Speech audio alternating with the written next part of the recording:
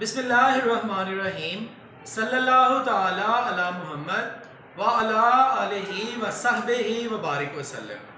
Students, हम लोगों ने इनकम टैक्स का जो न्यूमेरिकल है उसके फॉर्मेट पे, उसके रूल्स के ऊपर बात करना स्टार्ट की हुई है और साथ गाहे बगाहे हम छोटी छोटी प्रैक्टिस भी उन रूल्स की जो है वो करते रहते हैं। तो आपकी बेहतर अंडरस्टैंडिंग के लिए ज़रूरी है कि आप तमाम पिछली चीज़ों को रिवाइज करते रहें और जो बच्चे फर्स्ट टाइम इस लेक्चर को देख रहे हैं वो पिछले तमाम प्रीवियस लेक्चर्स को देखते हुए यहाँ तक पहुँचे तो उनकी अच्छी अंडरस्टैंडिंग डेवलप होगी। मैंने अपने इंट्रोडक्शन के टॉपिक के अंदर जब मैंने ये इनकम टैक्स का न्यूमेरिकल करवाना स्टार्ट किया था तो आप लोगों को ये बताया था कि हमारे पास डिफरेंट जो है वो स्टॉप हैं। मैंने एक एग्जांपल दी थी, उसको अगर जल्दी से ज़रा यहाँ रिव्यू करूँ तो मैंने ये कहा था कि आप जनाब यहाँ से जाना चाहते हैं लाहौर, तो आप जब राहवाली से गुजरांवाला कैंट से निकले तो आपको पहला स्टॉप गुजरांवाला मिला, उसके बाद आप चांदा किला पे पहुंचे, उसके बाद आप जनाब कामोकी पे पहुंचे, तो ये आपके बड़े स्टॉप हैं। फिर आप फाइनली अपनी डेस्टिनेशन पे पहुंचेंगे। हमारी इनकम टैक्स न्यूमेरिकल को करते हुए जो फाइनल डेस्टिनेशन है वो है टोटल टैक्स जो हमने पे करना है, ये फाइनल डेस्टिनेशन है। वहां तक पहुंचते हुए हमें डिफरेंट स्टॉप पे रुक रुक के जाना है। उसमें सबसे पहला स्टॉप था इनकम फ्रॉम सैलरी, जिसको हम अच्छे से कर चुके हैं। इनकम फ्रॉम सैलरी के बाद अब दूसरा हमारा स्टॉप आ गया और उसका नाम है इनकम फ्रॉम प्रॉपर्टी सेक्शन 15। आप जब इनकम फ्रॉम सैलरी को सारे रूल्स को अप्लाई करते हुए अपने गिवन क्वेश्चन के अंदर कैलकुलेशन करते चले आएंगे और बताते जाएंगे कि जनाब ये चीज पे टैक्स लगना है, तो उसके बाद जब बारी आएगी इनकम फ्रॉम प्रॉपर्टी की तो ये दूसरे नंबर पे हमेशा लिखा जाएगा। इनकम फ्रॉम प्रॉपर्टी ये क्या है? बेटा आपकी कोई प्रॉपर्टी है, आपने उसे रेंट पे दिया हुआ है और आप वहां से पैसे कमा रहे हैं, ये सादा सा इसका जवाब है, ये इनकम फ्रॉम प्रॉपर्टी है। तो इनकम फ्रॉम प्रॉपर्टी से हासिल होने वाली आमदन पे टैक्स किस रूल से लगेगा, किस रेट से लगेगा, ये सारी चीजें जो है ये हम आज के इंशाल्लाह लेक्चर के अंदर जो है वो कवर करेंगे। और साथ में एक छोटा सा, बिल्कुल छोटा सा न्यूमेरिकल वो इसलिए करेंगे क्योंकि यहाँ पर एक आध चीज है तो थोड़ी सी कॉम्प्लिकेटेड है, लेकिन अगर आपने तवज्जो की तो इंशाल्लाह आज वो कॉम्प्लिकेशन भी हमारी खत्म हो जाएगी और आने वाली क्लास में हम अपने इनकम फ्रॉम बिजनेस की तरफ जो है वो मूव करेंगे।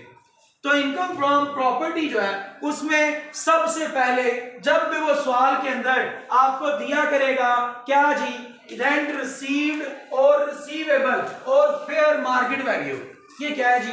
रेंट रिसीव का तो पता चल रहा है कि हमने प्रॉपर्टी किराए पे दी, वहां से हमने रेंट रिसीव किया और वो रेंट रिसीव करना जो है वो हमारी इनकम का बायस है, वो इनकम फ्रॉम प्रॉपर्टी में आएगा, वो टैक्सेबल होता है। लेकिन सर आप यहां क्यों लिख रहे हैं? असल में मैंने आपको कैलकुलेट करके देना है रेंट चार्जेबल टू टैक्स, जिसको आरटीसी कहा जाता है। और जब हमने रेंट कैलकुलेट कर लेना है चार्जेबल टू टैक्स, तो इसके ऊपर जो टैक्स है ना वो सेपरेट ब्लॉक ऑफ इनकम में जाके लगता है। सर ये सेपरेट ब्लॉक ऑफ इनकम किस चीज का नाम है जी? जब हम ये पढ़ेंगे उस वक्त आपको बताऊंगा कि ये सेपरेट ब्लॉक ऑफ इनकम जो है ये क्या है, ये आने वाले लेक्चर्स में हम देखेंगे। तो फिलहाल आप ये ध्यान में रखें कि जो इनकम फ्रॉम प्रॉपर्टी होगी इसके ऊपर टैक्स तो लगना है, लेकिन इसमें जो टैक्स लगना है वो अलग से लगाना है, सेपरेट ब्लॉक में जाके अलग से। इसको हम इनकम फ्रॉम सैलरी के अंदर शामिल नहीं करेंगे, टैक्स लगेगा लेकिन उसमें शामिल नहीं होगी। तो बहरहाल रेंट रिसीव, जो आपने रेंट लिया ये वो है, वो टैक्सेबल है। रिसीवेबल, या आपने अभी रेंट लेना है, आपकी प्रॉपर्टी पूरा महीना, 2 महीने, साल, 2 साल यूज हुई है और आपको अभी तक उसका टैक्स वो नहीं मिला, रेंट मिलना तो है ना, वो आपने अर्न कर लिया है, तो वो रेंट रिसीवेबल है, उसके ऊपर भी टैक्स लगता है। और फेयर मार्केट वैल्यू, ये क्या है? उसने लिखा है व्हिच एवर इज हायर। जनाब आपकी प्रॉपर्टी है, उसका वैसे मार्केट के अंदर रेंट बनता है 10 लाख रुपया, लेकिन आपने अपने किसी यार सज्जन बेली को दिया हुआ है और आपने कहा तुम मुझे सिर्फ 1 लाख दे दिया करो, तो टैक्स डिपार्टमेंट ये कहता है भाई यारियां बकरे होकर तुम भुगताओ। हाँ, हमने आपसे टैक्स किस रेट से लेना है? 10 लाख के हिसाब से, हालांकि हमने तो किस रेट से दिया है? 1 लाख के हिसाब से, लेकिन हमें टैक्स डिपार्टमेंट ये कहता है व्हिच एवर इज हायर। आप रेंट रिसीव करते हैं 1 लाख, जबकि मार्केट में उसी जगह का जो रेंट बनता है वो तो बनता है 10 lakh, fair market value of rent, तो वो तो 10 लाख है। तो आप 1 लाख के ऊपर टैक्स नहीं पे करेंगे, आप 10 के ऊपर पे करेंगे, इसलिए चोरी नहीं हम कर सकते। तो हमने जो रेंट रिसीव कर रहे होंगे एग्जैक्ट वही बताना है, और अगर हमने कम बताया तो गवर्नमेंट चेक करेगी कि असल में रेंट इस प्रॉपर्टी का क्या हो सकता है मार्केट में और ये क्या ले रहा है। अगर रेंट जो है वो मार्केट में ज्यादा है तो फिर वो ज्यादा वाला लिया जाएगा, विच एवर इज हाई, और अगर वो ले ज्यादा रहा है लेकिन मार्केट में कम है फिर भी वही लिया जाएगा, विच एवर इज हाई। ये याद रखना है हमने। तो जनाब ये जो भी हमारा टैक्स होगा वो टैक्सेबल होगा, जो भी अमाउंट हम रिसीव कर रहे होंगे रेंट की वो टैक्सेबल होती है। उसके बाद जनाब 1/10 ऑफ अनएडजस्टेबल एडवांस, ये इसके अंदर ऐड करना है। कुछ चीजें हैं जो रेंट के अंदर ऐड करनी है। लाइट की रिफ्लेक्शन की वजह से आपको कोई इशू हो तो इसको थोड़ा बर्दाश्त कीजिएगा और आवाज को साथ साथ सुनिएगा कि क्या जा रहा है, और यहाँ पर कोई चीज अंडरस्टैंडिंग जो है वो करना जरा मुश्किल है तो आप उसको सुन के जरा देख लीजिएगा कि क्या लिखा हुआ था, अगर लाइट की रिफ्लेक्शन की वजह से कोई इशू हो। बहरहाल हम मूव करते हैं इधर फर्दर। जितना रेंट रिसीव किया वो हमारा टैक्सेबल है, उसके अंदर हमने ऐड करना है क्या, 1/10 ऑफ अनएडजस्टेबल एडवांस। ये अनएडजस्टेबल एडवांस क्या होता है? एडवांस दो तरह के होते हैं। आप किसी को एडवांस देते हैं और आप कहते हैं भाई एडवांस ना मैं हर महीने तुमसे कटवाता रहूंगा अपने किराए में, ठीक है। और एक एडवांस ये है भाई मैंने जो तुम्हें आज एडवांस दिया है ना, ये जब मैं अपनी जगह आपकी खाली करूंगा तब ये वापस लूंगा, किराए में नहीं कटवाऊंगा। तो जो किराए में ना कटवाया जाए उसको कहते हैं अनएडजस्टेबल एडवांस, कि जो एडजस्ट नहीं होना। तो वो एडवांस जो आपने अपने किराएदार से लिया और वो आपका अनएडजस्टेबल है तो आपने 1/10 जो है वो उसका निकाल के तो किराए के अंदर ऐड करना है, इस पर भी टैक्स लगना है। फिर token money as forfeited deposit, आपने देखा होगा लोग बयाना देते हैं, जब भी आपकी बात तय होती है ना वो आपको बयाना देते हैं, ये ले जनाब ये आपका जो है वो टोकन मनी है, हम जो है वो फलां दिन से आपकी बिल्डिंग जो है वो ले लेंगे और उसमें अपना काम शुरू कर देंगे, आपका किराया शुरू हो चुका है, ये ले हमने टोकन मनी दिया है। एडवांस के तौर पे ही बात वो भी देते हैं जिसे हम सादा जबान में पगड़ी कहते हैं, सुना। तो वो जनाब वो जो टोकन मनी है ना वो टोकन मनी भी आपकी क्या होगी, टैक्सेबल अमाउंट के अंदर ऐड होगी, रेंट रिसीव के अंदर ऐड होगी, उसके ऊपर भी टैक्स लगना है। और any burden of owner paid by tenant, any burden of owner, tenant कहते हैं किराएदार को, आपका किरायादार आपके हिस्से का कोई खर्चा कर रहा है तो वो भी आपका टैक्सेबल होगा। सर कैसे? मेरी प्रॉपर्टी है मैंने किराए पे दी है जनाब, मेरा किराएदार मेरा ना प्रॉपर्टी का टैक्स आ गया तो मैं अपने किराएदार को कहता हूँ भाई मेरा टैक्स तुमने अदा करना, किराएदार कहता है ठीक है मैं अदा कर देता हूँ। अब अगर हमारा टैक्स हमारा किरायादार अदा करेगा तो उससे हमारे पैसे बच रहे हैं ना, तो वो जो पैसे बच रहे हैं गवर्नमेंट कहती है तुम्हारी आमदनी का हिस्सा है लिहाजा तुम इसके ऊपर हमें टैक्स दोगे। तो हमारा किसी किस्म का बर्डन, हमारा कोई भी बोझ हमारा किरायादार अदा करे, पेमेंट हमारी बनती थी हमने करनी थी लेकिन हमारा किरायादार कर रहा है तो उस सूरत में वो क्या होगा, फुली टैक्सेबल। उसके बाद जनाब वो टैक्स लगेगा किस रेट से वो आगे जाके भी बात करनी है। फिर है repair charges paid by tenant, भैया आपका किरायादार है, कोई बिल्डिंग की रिपेयरिंग करना वो आपका फर्ज है किराएदार का नहीं, लेकिन आपका किराएदार आपकी बिल्डिंग को मेंटेन करने के लिए रिपेयरिंग चार्जेस लगाता रहता है, तो वो जितने रिपेयरिंग चार्जेस उसने लगाए होंगे उसका 1/4 जो है वो लेके हमने क्या करना है, टैक्सेबल अमाउंट में ऐड करना है। और जब हम इन सारी चीजों को ऐड कर चुके होंगे तो ये वाली वो रकम आएगी जो रेंट चार्जेबल टू टैक्स है, ये वो रकम है जो हमने टैक्स के तौर पे जिसके ऊपर टैक्स लगना है। अब टैक्स लगना कितना है वो एक अलग बात है, उसका चले रूल आपसे शेयर कर देता हूं। भाई 2 लाख रुपए तक अगर आपका ये जवाब आता है तो उसके ऊपर कोई टैक्स नहीं है, और अगर 2 लाख रुपए से रकम है ज्यादा तो फिर जो है वो उसके ऊपर टैक्स है। और उसके ऊपर कितना टैक्स है वो रेट भी मैं आपसे शेयर कर देता हूं।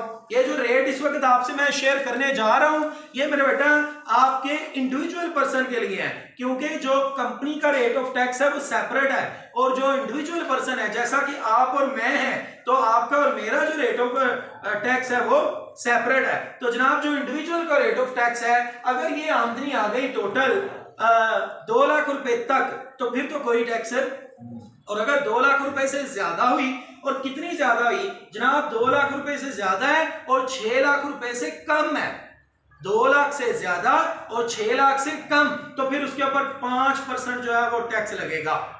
5% टैक्स लगेगा 2 लाख से ऊपर जितनी अमाउंट हुई। 2 लाख रुपए तक कोई नहीं। फर्ज करें आपका ये जवाब आता है 3,35,000, ये जवाब आया 3,35,000, तो 2 लाख उसमें से माइनस कर दो क्योंकि उसके ऊपर कोई टैक्स नहीं है। बाकी कितना रह गया 1,35,000, तो उस 1,35,000 के ऊपर आपका कितने परसेंट टैक्स होगा? 5% टैक्स होगा। ये एक रेट है। दूसरा रेट इसका आपको बता देता हूं, वो क्या है जी, अगर आपकी जो ये वाली अमाउंट है ये 6 लाख से ज्यादा हुई और 10 लाख रुपए तक हुई, 6 लाख से ज्यादा और 10 लाख रुपए से कम, उस सूरत में जनाब आपने 60,000 रुपया फिक्स टैक्स पे करना, 20,000 रुपया फिक्स टैक्स पे करना। अगर आपकी ये रकम 6 लाख से ज्यादा और 10 लाख से कम हुई तो आपने फिक्स टैक्स कितना पे करना है? 20,000, और 6 लाख से ऊपर जितनी अमाउंट हुई उसके ऊपर जनाबे अली आपने 10% अदा करना है। क्या मतलब सर? एक और एग्जांपल यहां पे आपसे शेयर करता हूं। जनाब हमारा आ गया 8,20,000, कितना आया जी? 8,20,000, 6 लाख से ज्यादा है और 10 लाख से कम है, तो 20,000 तो फिक्स टैक्स है जो आपने देना। 20,000 फिक्स टैक्स है जो आपने देना है। तो 8,20,000 था, 6 माइनस कर दो, बकाया कितना रह गया? 2,20,000। उस 2,20,000 के ऊपर कितना टैक्स है? 10%।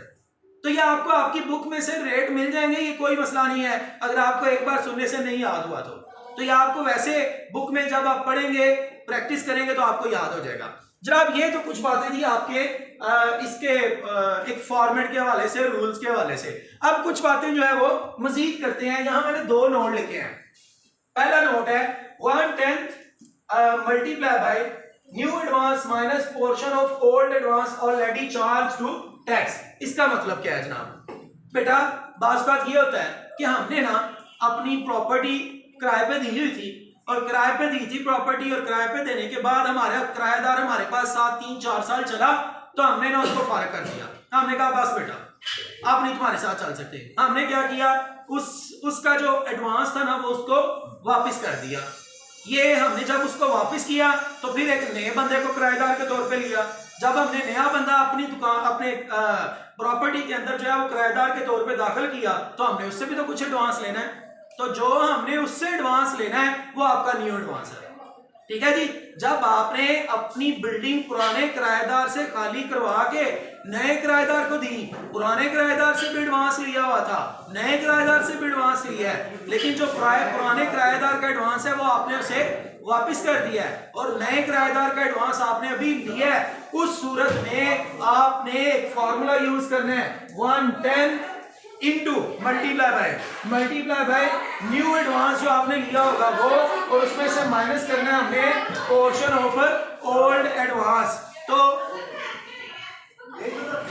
जी बेटा, तो हम बात कर रहे थे कि अगर हमने पुराने किराएदार से बिल्डिंग लेके नए किराएदार को दी, और नए किराएदार से भी हमने जो है वो टैक्स लिया, और वो एडवांस लिया, तो उस सूरत में हमारी क्या कैलकुलेशन होगी? उस सूरत में हमने ये फार्मूला यूज करना है, 1/10 multiply by new advance minus portion of old advance already charge to tax. ये जब हमने काम कर लेना है तो इसके बाद जो है वो अगला हिस्सा हमारा चलना है, और वो क्या, ये किस तरह से करेंगे ये आगे फर्दर हमने अभी इसकी एक प्रैक्टिस छोटी सी करनी है। अच्छा बेटा, इसके अलावा एक और नोट है। नोट क्या है जनाब? ये वाला कब यूज होना है मैंने आपको बता दिया है, जब आप एक किराएदार से दूसरे किराएदार की तरफ जा रहे हो और उससे भी एडवांस ले रहे हो। ये नोट क्या है? ये नोट ये लिखा है जनाब, अगर आपने अपनी बिल्डिंग किराए के तौर पे दी और उसके अंदर फर्नीचर है वो भी किराए पे दे दिया, उसके अंदर मशीन है वो भी किराए पे दे दी, तो उसका अलग से टैक्स होता है। आपने देखा होगा फ्लैट आपको मिलते हैं किराए पे, और उस फ्लैट के अंदर सिर्फ बिल्डिंग नहीं है बल्कि फ्लैट के अंदर सारा लश पश सही, जिसे फर्निश कहते हैं, वो फ्लैट आपको मिलता है। तो उसका किराया अलग होता है, और वो जो बिल्डिंग होती है उसका किराया अलग होता है। जो बिल्डिंग का किराया है वो तो इनकम फ्रॉम प्रॉपर्टी में आएगा, लेकिन जो बिल्डिंग के अंदर बाकी चीजें थी, जो बाकी फैसिलिटीज मिली थी, the rent of any other facility given along with the property shall be taxable under section 39। तो याद रखें अगर आप प्रॉपर्टी के साथ कुछ और चीजें भी टैक्स के वो दे रहे हैं किराए के तौर पे, जिसमें आपकी मशीनरी है, जिसमें आपका फर्नीचर है, तो उस पे जो आपने टैक्स रेंट लेना है वो रेंट प्रॉपर्टी इनकम के तहत जो है वो टैक्सेबल नहीं होगा, बल्कि वो section 39 income from other sources उसके तहत जो है वो टैक्सेबल होगा। जब न्यूमेरिकल होगा तो उसकी अच्छी अंडरस्टैंडिंग होगी। मैंने यहाँ पर ये जो एक मुख्तसर सा क्वेश्चन लिखा हुआ है वो मैंने असल में इसको एक्सप्लेन करने के लिए लिखा कि ये क्या चीज थी। अब जरा सवाल को जल्दी से वाइंड अप करते हैं। सवाल कुछ यूं है, कहता है Akram has rented out his property at 10,000 rupees per month। Akram ने अपनी प्रॉपर्टी जो है वो 10,000 रुपए के हिसाब से किराए पे दी हुई है और उसने उससे एडवांस रिसीव किया 50,000 रुपया। लेकिन जो ही 3 साल गुजरे, 3 साल गुजरने के बाद उसने वो एडवांस रीपे कर दिया और वो अपनी प्रॉपर्टी अगेन लेट आउट कर दी, अगेन दे दी न्यू टेनेंट को, नए किराएदार को। किस रेट पर? 12,000 रुपए पर मंथ के हिसाब से। और उससे जो अनएडजस्टेबल एडवांस लिया वो 80,000 रुपया लिया। पुराने किराएदार को प्रॉपर्टी दी थी 10,000 रुपए पर मंथ के हिसाब से और जनाब उससे 50,000 एडवांस लिया था। 3 साल बाद नए किराएदार को 12,000 के हिसाब से दी और उससे 80,000 रुपया हमने टैक्स लिया। तो इस सूरत 80,000 रुपया अनएडजस्टेबल एडवांस लिया। इस सूरत में क्या कैलकुलेशन होगी? इनकम फ्रॉम प्रॉपर्टी हम कैलकुलेट करने जा रहे हैं। जरा देखिएगा, इनकम फ्रॉम प्रॉपर्टी में हम लिखेंगे रेंट रिसीव्ड। हमने कितना रेंट रिसीव किया न्यू किराएदार से, क्योंकि पुराने की अब बात नहीं हो रही। नए किराएदार से 12,000 के हिसाब से 12 माह का जब किराया वसूल किया तो क्या जवाब आया? 1,44,000 रुपया। हमने 1,44,000 रुपया जो है वो रिसीव किया नए किराएदार से। इसमें हमने ऐड करना है क्या? अनएडजस्टेबल एडवांस, अनएडजस्टेबल एडवांस एंड अनएडजस्टेबल एडवांस। ले जी, अनएडजस्टेबल एडवांस क्योंकि पुराना और नया किराएदार दोनों ऐड हो रहे हैं, तो पुराने और नए किराएदार होने की सूरत में हमने थोड़ी सी आप कैलकुलेशन करनी है, उसको ध्यान में रख के क्या करेंगे जनाब? जनाब हम ये करेंगे 110 जो फॉर्मूला वो लिखा है मल्टीप्लाई बाय क्या है जी? New advance. न्यू एडवांस हमारा कितना है? 80,000 न्यू एडवांस। लाइट की रिफ्लेक्शन की वजह से मे भी प्रॉब्लम हो, लेकिन तवज्जो से सुनिएगा, आपको अच्छी समझ आएगी। 110 किसका? न्यू एडवांस माइनस क्या है जी? Portion of old advance already chargeable to tax. Portion of old advance हमारा कितना था? पुराना जनाब एडवांस वो था 50,000 रुपया और इसका हमने कितने साल बाद जो है वो नए किराएदार को ऐड किया है? हमने नए किराएदार को ऐड किया है 3 साल बाद। तो जनाब जो पुराना एडवांस है ये जरा यहाँ मैं कैलकुलेशन करता हूँ। पुराना एडवांस कितना था? 50,000 और हमने 50,000 का भी कितना लिया होता है? 110। ये देखिए लिखा है 110, हमने 110 इसका लिया। जवाब क्या आया? 5,000। जबकि कितने साल तक वो किराएदार हमारे साथ रहा? 3 साल तक। तो इसको 3 से ज़रब करेंगे तो वो वाली वर्किंग जो यहाँ करनी थी वो मैं यहाँ कर चुका हूँ। तो वो कितनी है जनाब? 15,000। इस 15,000 को यहाँ लिखा जाएगा। अब आप क्या करेंगे? 80,000 में से 15,000 माइनस करेंगे। क्या जवाब आ गया? 65। उसका जो है वो आप कितना लेंगे? 110। तो जवाब क्या आया जी बेटा? 6,500। तो ये टोटल करेंगे तो ये आपके पास क्या जवाब आएगा? 1,50,500। ये है जी रेंट चार्जेबल टू टैक्स। वो चीज जो मैंने यहाँ पर एक्सप्लेन की थी वो मैं आपको वहां पर देखें प्रॉपर जो है वो कैलकुलेट करके बता चुका हूँ। तो होप सो कि आपको जो है वो इसकी समझ आ चुकी होगी। किया क्या? ये formula new advance 80,000, portion of old advance, portion of old advance कितना? जो पुराना एडवांस था उसका 110। 3 साल बाद किराया आप किराएदार को खत्म कर रहे हो और नया ले रहे हो तो मल्टीप्लाई बाय 3 तो 15 आ गया। तो यहाँ 15 माइनस किया, जवाब आ गया 65। 65 को हमने 110 लिया तो आ गया 6500 इन दोनों को ऐड किया तो ये हमारा क्वेश्चन था। होप्स हो कि आपकी अंडरस्टैंडिंग डेवलप हुई होगी। मजीद जो है वो लेक्चर्स के देखने के लिए, इस पोर्शन को समझने के लिए आफ्ताब अतारी ऑफिशियल के साथ जुड़े रहें।